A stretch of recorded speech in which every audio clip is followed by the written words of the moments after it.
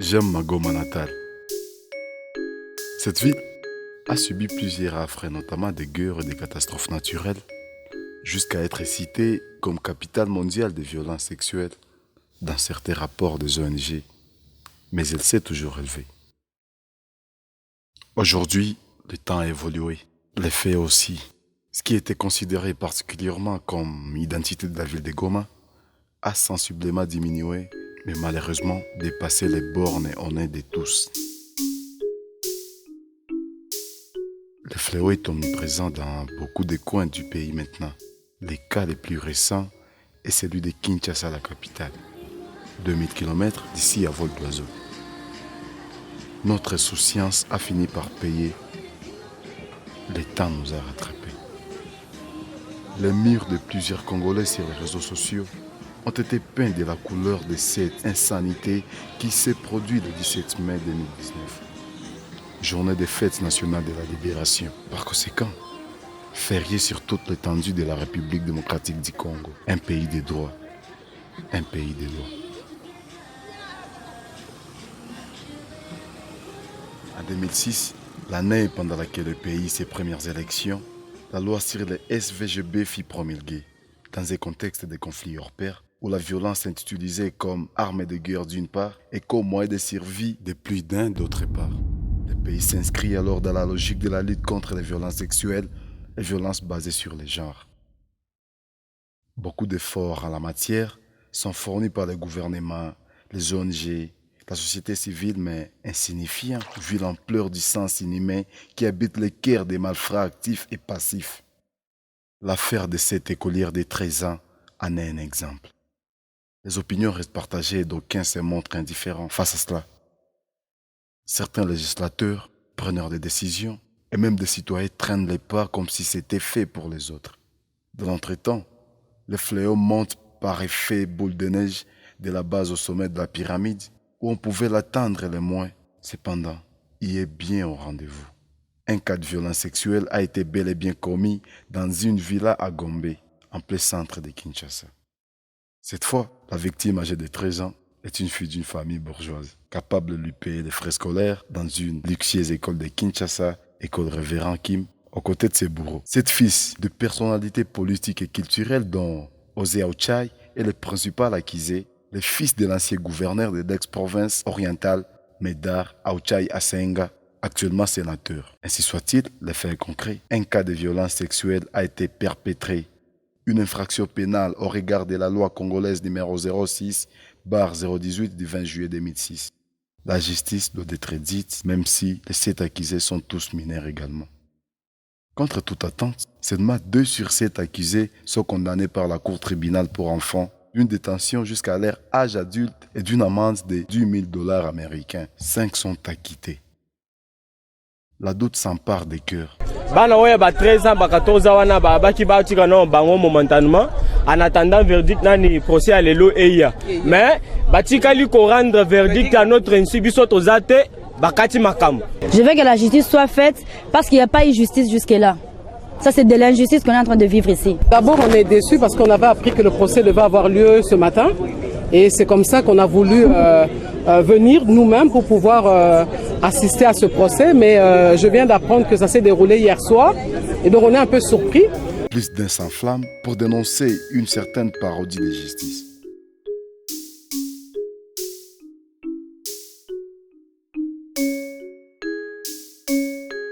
À dire vrai, sauf les lois, c'est tout évolue. Même les réalités sur les violences sexuelles. Depuis 2006, rien n'a été mis à jour jusqu'à ce jour dans cette loi.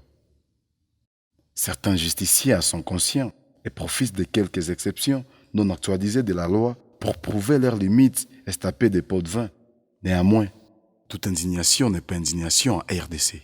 Beaucoup de citoyens maîtrisent moins la loi sur toute la ligne. Ils revendiquent soi-disant les droits au gré des émotions, se laissant manipuler par les avares. Le malheur des uns faisant le bonheur des autres. D'un cas de violence sexuelle sur une fille de 13 ans qui par ailleurs a ses parents capables d'engager des avocats pour suivre son dossier devant la justice, peut sortir un financement pour des projets fantômes dans des tiroirs de qui saisit l'opportunité. Qui sait?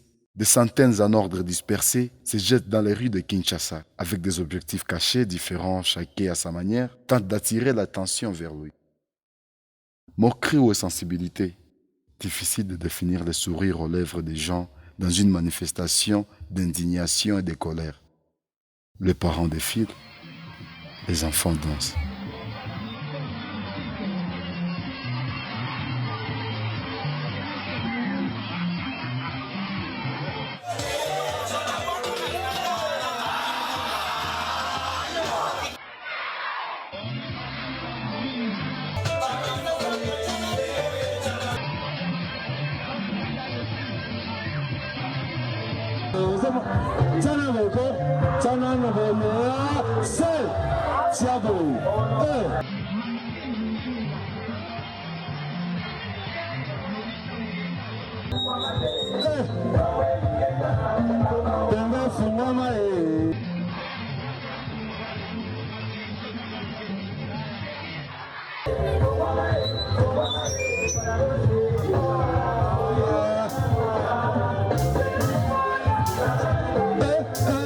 Un moment de relax.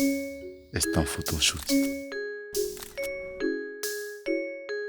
Pendant ce temps, une question reste sans réponse. Pourquoi faire une chose déjà faite? Des dizaines d'organisations non gouvernementales, de la société civile et personnes de tous secteurs confondus se lancent sur la dénonciation d'un cas de violence sexuelle qui n'est plus secret.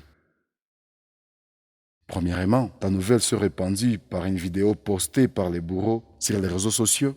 Ensuite, l'affaire poursuit les cours normales au tribunal pour enfants et le verdict étant déjà dit, place en interjection d'appel en cas de non-satisfaction de la partie civile. Cependant, d'autres cas similaires de personnes en besoin d'aide souffrent dans les champs et villages à Massissi, Rutshuru et Walikale dans le nord Kivu, Minembwe et Mulenge dans le sud Kivu, et au Kasaï, dont les témoignages restent un élément à orner des rapports privés des organisations, autour desquels la mobilisation est très faible comparée au cas présent. Il y a donc lieu de croire que l'affaire de Kinshasa a été pour beaucoup une tribune d'exposition des capacités qu'une véritable résonance de lutte contre la violence sexuelle. Mais non, ça ne peut pas se faire comme ça. Cette fille est déviergée à l'âge de 13 ans.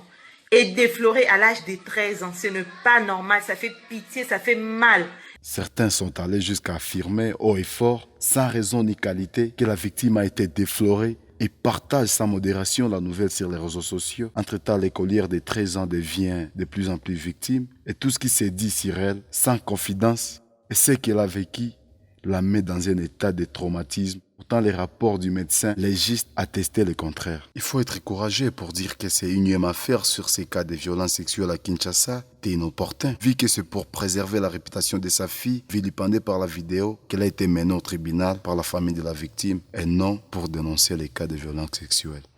J'étais dans une fête, il y avait mes amis, on était avec des amis. Après, je sais pas, il y avait des gens, il y avait des filles qui étaient venues à la fête. Moi, j'ai accompagné mon fils jusque là-bas, na fête. Ngai mona kene kotika na fête wana. Parce que c'est que maman nazo kene fête wa camarade. Toke ba ketika et de langa ba ketika na ngalima. Et tant ba ko déposer ngai ba ko ngai ba tika na ndako. Je dis au chauffeur d'aller récupérer l'enfant. Moi, j'étais parti vers les 18h. Je ne sais pas ce qui s'est passé après. Je suis rentré à la maison. Puis le lendemain, j'ai vu mes amis, on avait coffré mes amis, ils avaient arrêté. On les a amenés au cachot, on les a libérés et maintenant là encore, on les a encore arrêtés. Et puis on dit qu'on a violé, moi je ne comprends pas, je ne connais pas cette histoire des viols. Tant que mes parents vont se prononcer dans le tribunal, dans ce qui prête au téléma. Je suis allé jusque là-bas avec mon fils. Ça s'est présenté dans le tribunal. Et lui, il était comme figurant. Parce que Azaki n'a fait. Nous ne connaissons pas particulièrement le dossier, mais nous avons suivi dans les médias et on a appris que c'était un anniversaire qui était fêté dans un appartement à la Gombe. Alors nous, ce qui nous surprend dans cette affaire, d'abord, comment des jeunes enfants peuvent fêter un anniversaire entre eux sans que les parents ne soient présents. Comment des jeunes enfants, 13-14 ans, peuvent prendre de l'alcool, et quel alcool? Pas n'importe quel alcool, du whisky. Et jusqu'à aller poser un tel acte, droguer leurs jeunes camarades et abuser. Alors moi, la question que je me pose, où étaient les parents? Sans la vidéo mise en ligne, l'affaire resterait inconnue, comme beaucoup de cas réputés d'ordinaire dans le milieu urbain. Tout le monde se préoccupe d'un cas, que tous les cas restent sans préoccuper personne. Tout reste à refaire. L'accès à la bonne information par tous, la légifération, l'accès facile à la justice, la prise de conscience collective, les décisions, les prises de position. Bref, un retour imminent à l'humanisme. Il n'y a pas de bonne violence sexuelle. Il n'y a pas de citoyens que les autres. Brisez le silence. Passe le mot. 7 milliards de signatures pour vaincre la violence sexuelle.